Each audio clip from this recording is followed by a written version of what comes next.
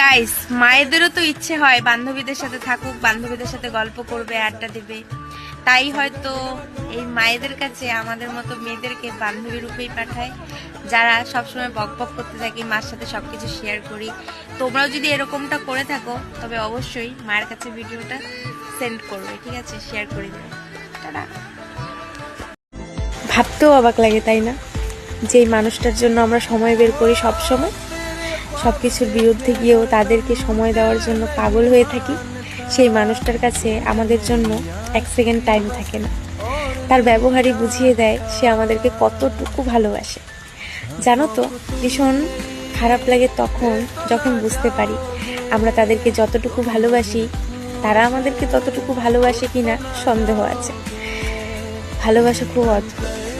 যাকে আমরা ভালোবাসি তারা আমাদেরকে কখনোই ভালোবাসে না, ছেড়ে চলে যায় তারা আমাদেরকে মাঝপথে রেখে। আর হ্যাঁ, বারবার বলবো, তোমাদেরকেও বলতে চাই, জীবনে কোনোদিনও সেই মানুষটিকে আটকাবে না যে মানুষটি তোমার সাথে থাকতেই চায় না, কারণ জোর করে কোনোদিনও ভালোবাসা হয় না, বুঝলে?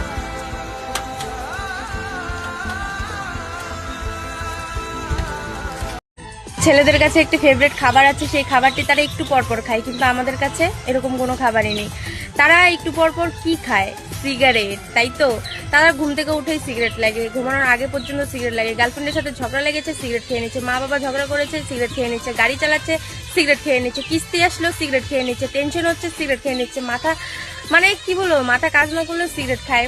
তারা সব কিছুতেই তাদের সিগারেটটা লাগে। বন্ধুদের সাথে ঝগড়া করছে, সিগারেট খাচ্ছে। বন্ধুর সাথে ঘুরতে যাচ্ছে, সিগারেট খাচ্ছে। এই চল এখানে যাই, সিগারেট খেয়ে নিচ্ছে। তাদের সব কিছুর বাইরে সব থেকে ফেভারিট জিনিস যেটা আছে, যেটা তারা সব কিছুতেই তাদের পাশে রাখে, সব কিছুতেই খায়, সেটা হচ্ছে সিগারেট। কি ঠিক তো? তাই সিগারেট ছাড়া তাদের জীবন অচল, তাই না? তো আমার কি মনে হয়, প্রতিটা ছেলের জীবনেই দুটো করে মেয়ে আসে। প্রথমজন তার জীবনটাকে ধ্বংস করে দেয়, আর আরেকজন তার জীবনটাকে উজ্জ্বল করে তোলার জন্য কত কিছুই না করে। প্রথমজন যে তার বিশ্বাসটুকু ভেঙে দেয়, তার ভালোবাসার যোগ্য রাখে না যে অন্য কাউকে সে বিশ্বাস করে ভালোবাসবে, তার সাথে থাকবে, একটু কেয়ার করবে, কারণ তারা প্রথমজনকে সব কিছু দেয়।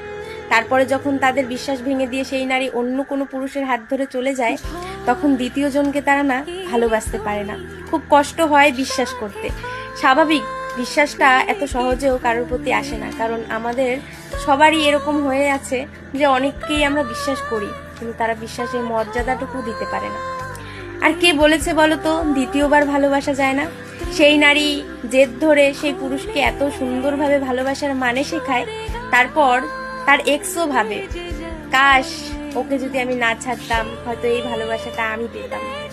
আসলেও ভালোবাসা খুব সুন্দর জিনিস। তাই তোমার প্রিয় মানুষটাও যদি এরকম হয়ে থাকে, তাহলে তাকে চিট করার আগে 10 বার ভাবো, কারণ ভালোবাসা এতটাও সস্তা নয়। তুমি পাচ্ছ, এটাই বা কজন পায় বলো তো? কেউ রাতের অন্ধকারে প্রিয় মানুষটার জন্য কাঁদে, আবার কেউ রাতের অন্ধকারে সেই মানুষটাকে চিট করতে ব্যস্ত থাকে।